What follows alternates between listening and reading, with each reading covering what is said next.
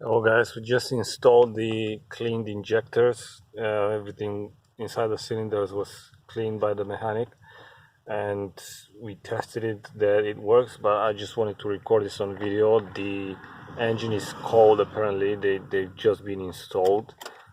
Just the move car for literally 10 seconds, and I'm gonna show you how it's starting now. Look how clean the start is. And I just want to show you that the temperature here is below 60 degrees, and we're gonna drive a little bit so that you have a feel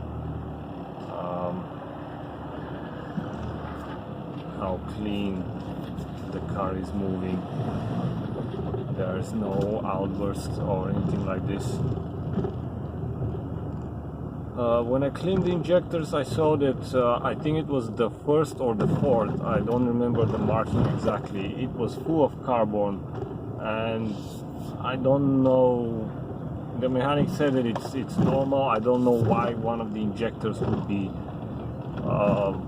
so encased in carbon and the others, but I reckon that in a year or two I would like to do this again, and hopefully until then the car will continue to drive as smoothly as now.